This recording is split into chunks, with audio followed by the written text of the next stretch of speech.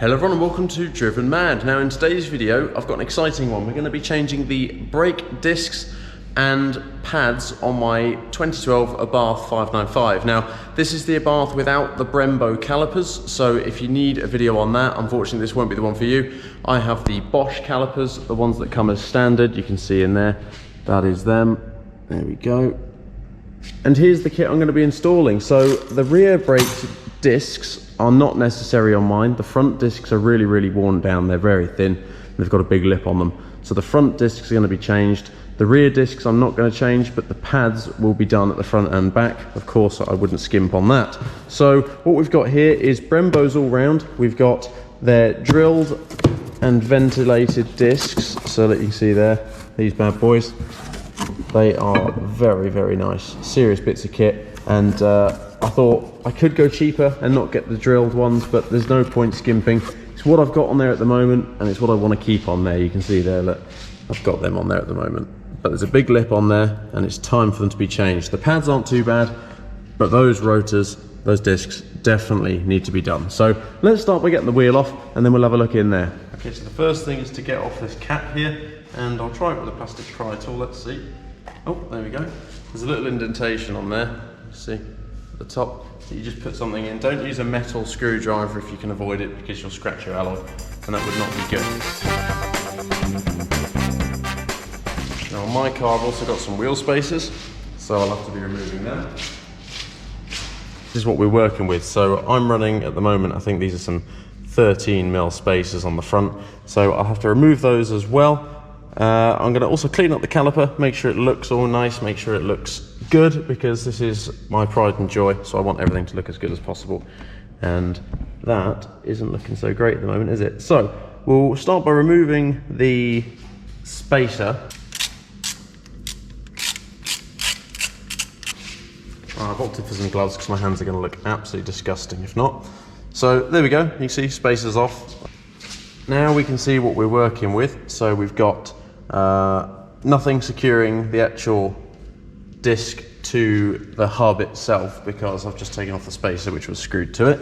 So this should now come off. We can just focus on getting the caliper off now. So what we'll do is begin with the two bolts at the back here. Right, now here you can see we've got one at the top and there's another one just here at the bottom, and this is a size 13mm, so we will get that off. Try and get the best camera angles, but sometimes it's just in the way. Okay.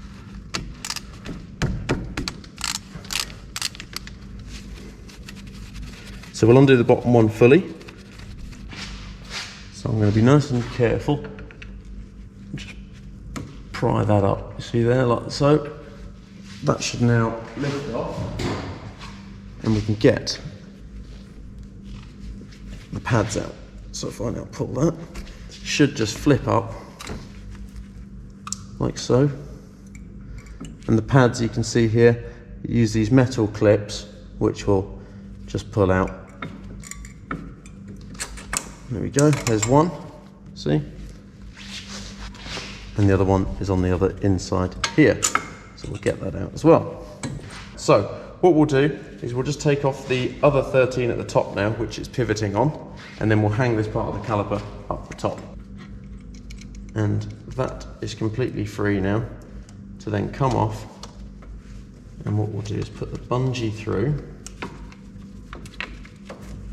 and just leave that hooked like so. So you can see there's no pressure on the brake line there, and it's just sitting hanging. Now I'm not sure if you're able to see this very well, but we've got big bolt here, big bolt here. So we're going to have to crank them loose. I'm going to give them a little spray with some penetrating fluid. Right, now whilst we wait for the penetrating fluid to do its job, I'm going to undo this little size 10 here, which will remove this bracket, so then I can take off the old sensor that's completely ripped off. And then I can get to the plug easier and take it all off. So we'll undo this size 10. Right then, underneath we've got, now I've waited a bit for the WD-40 to do its job. I've got these two size 19s. I'm going to use a breaker bar because they look quite tight. So let's start. Oh, easy. That's lucky.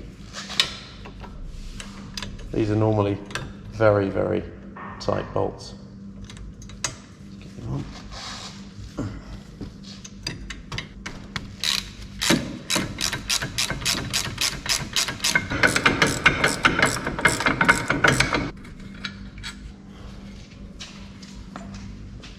much just come off.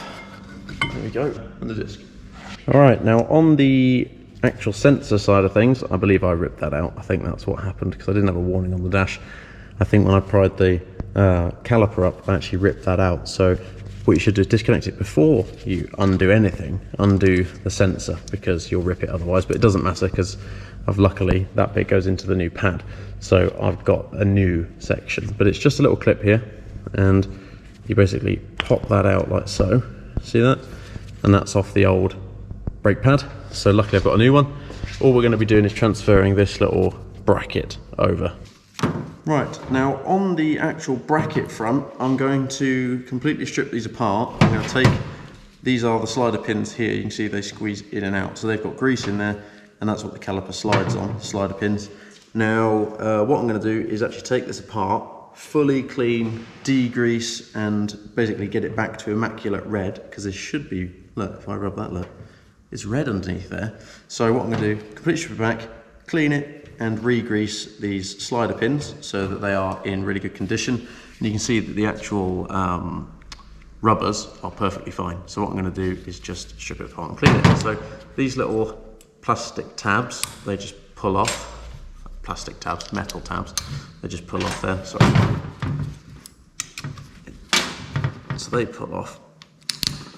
That's good. And what we'll do is we'll just pull out these pins. So pull the rubbers off. There you go, there's one. There's two. And that is that. So now I can fully clean, degrease, and get this ready for reinstallation. Right, so I've cleaned the slider pins. Now this one's got a little rubber boot, so what I'm going to do is use this red rubber grease here, coating with grease. I've got the boot, and I'm going to put a little bit on the end here, like so. And then what I'm going to do is put the boot over the top, so that's got some rubber grease all over it. I'll wipe off the excess in a bit. Just want to make sure that there's lots, and squeeze that over the top like so. There we go, and that's now in. So we'll put a little bit more on. It'll all come out if there's any excess. And that is re-greased. So you can see there that they've got a nice amount of pressure pushing back, and that's what we're looking for, so the spring can move. Now I'll clean that up and we'll continue. Right, next port of call before we install the caliper bracket is to just, I've given this a little bit of brake cleaner, so get rid of the oil, well, get rid of the grease, and now I'm just going to clean it up with a wire brush, give it a quick little going over, make sure the surface is nice and flat to go against. A little clean off. Right, now that's dry, just a nice little layer of anti-seize around there, just to keep everything clean, nice and clean. Before you put the rotor on, I would say to clean the back of the rotor with some brake cleaner, but since my car literally has the world's smallest dust shield, I can get to it from behind when it's on, so I'll clean it once it's on. Now my wheel spacers have the little securing screw bolt, so what I'm going to do is I'm going to put one of them in just to keep it in place, because I don't want it to fall off. Now we'll get the hanger and we'll install that. Right, so we'll put that over. And these have some Loctite on. Now I cleaned up the bolts there, you can see, and they are looking good. So what we'll do is waz them up, and then so I'm going to use this. Now before we go any further, I'm going to torque these down so the medium thread locker doesn't go off. These go to 105 Newton meters. There we go. You can see I've given this a little polish. It doesn't look great, but it's as good as I can get it without giving it a full-on sandblast and respray. So the hardware you can see here, there's 4 of these on each caliper, and they've got this little tab on the outer edge. So they sit, if you look at this flat, they sit like that. Now this edge has to come out, so when you do the other one, there'll be a left-hand side one, because that, if you put it around that side, will hit the rotor. So it's got to be this way. So it's just these tabs have got a clip. There we go, and that bends and pushes flat in there like so. Now they've got a bit of spring in, so when you put the pads in, they need to sort of clip in.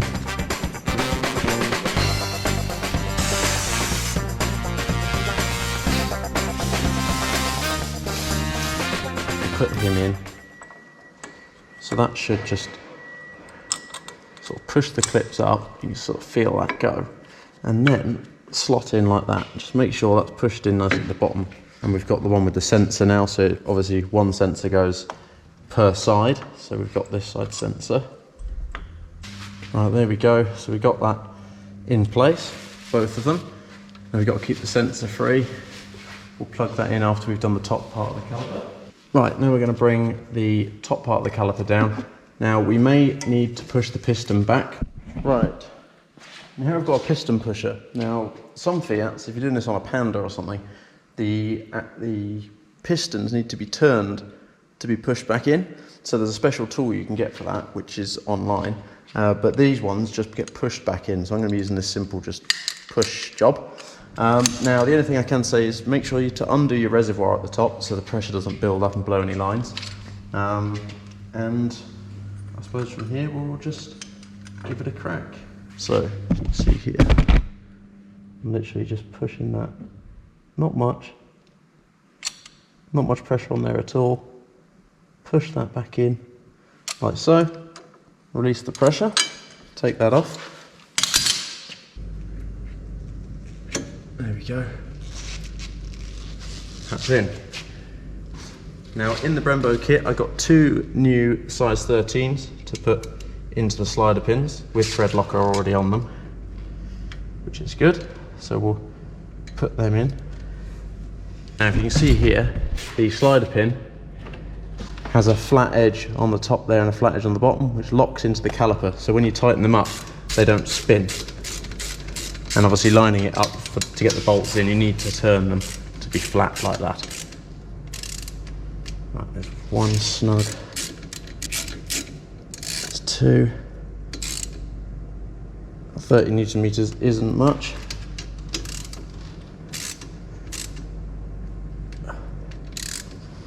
There we go. Right, we've now got the caliper on, so what we can do is get the sensor to get rid of the bungee as well. Get the sensor, we can plug that in. Now it goes in a certain way. See there's a little lip there, little clip goes.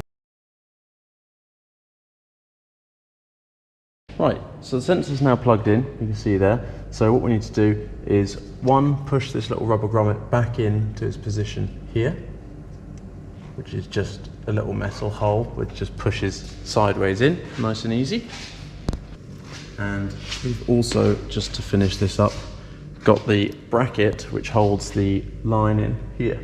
So I'm going to go underneath. I will get my little 10mm, put that little devil back in. I'll snug that in there. Now at the top here we've got the little clip. So we push this onto the cable like so. Slide it up.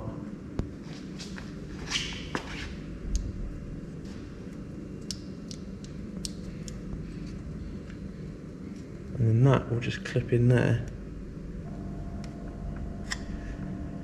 Hey, there we go. So that's in, holding the sensor away from everything. So that's that done.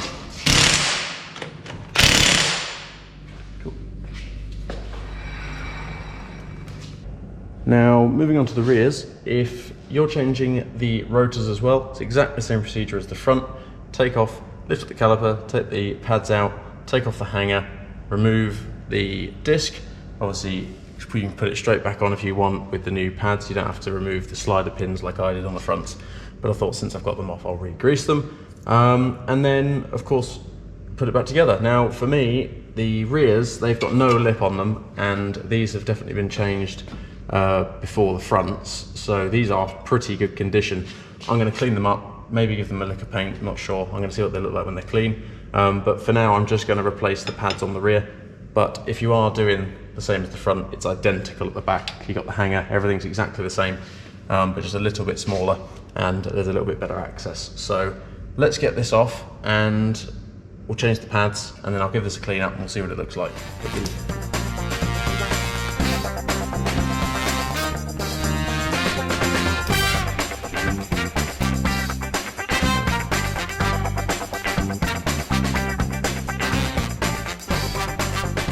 So, as I mentioned earlier, on like Fiat Pandas, we had a Panda 4x4 and it had a twisting piston, so you have to twist it to get it to go back in.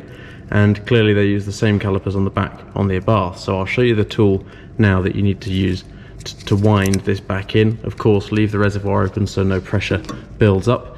But I'll get the tool out now and show you. Right, so here you can see we got the kit. So it's got the winding piece here, and it's got all these different little attachments. Now the caliper's so small and the piston's so small, it is the smallest one that they do in here.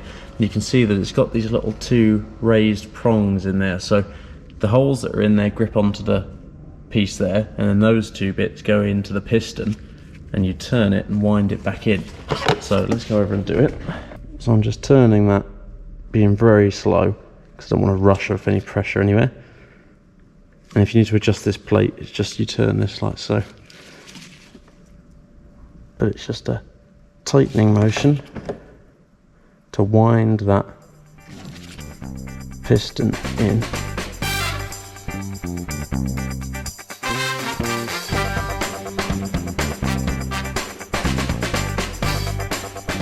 Perfect. I'll do the other side and we'll do a little outro. Right then, that concludes the brake pad and rotor change. Now, if we go along here, look, if I get my flashlight out, you can see I've driven it around the block to check everything works, and you can see there that they are starting to bed in. Now, I'm going to take it nice and easy for about 200 miles, 200, 300 miles, which is about 500 kilometres. And you can see there that soon it will be flat bedded in. I've done literally 2 kilometres on them so far, just to make sure that everything was okay. The back ones, the painted bit at the top looks good, no more rust on there. And yeah, very, very happy. They all work, all is well. And it was a fairly simple install. Now, these Brembos at the front, I got all of this stuff off of Auto Dock. I don't love Auto Dock, but I got everything from there because it was convenient. This cost me for the front one €65 each, and the pads were about 25 and 35. 25 for the rears, 35 for the fronts. Now, this should last me quite a long time. It depends how hard I drive it, but thank you guys for watching. I will catch you in the next video. Hopefully you enjoyed. Please like, comment and subscribe. See you in the next video. One day I'll change all of my wicked ways, and happiness will start to make sense. Happiness will start to make sense.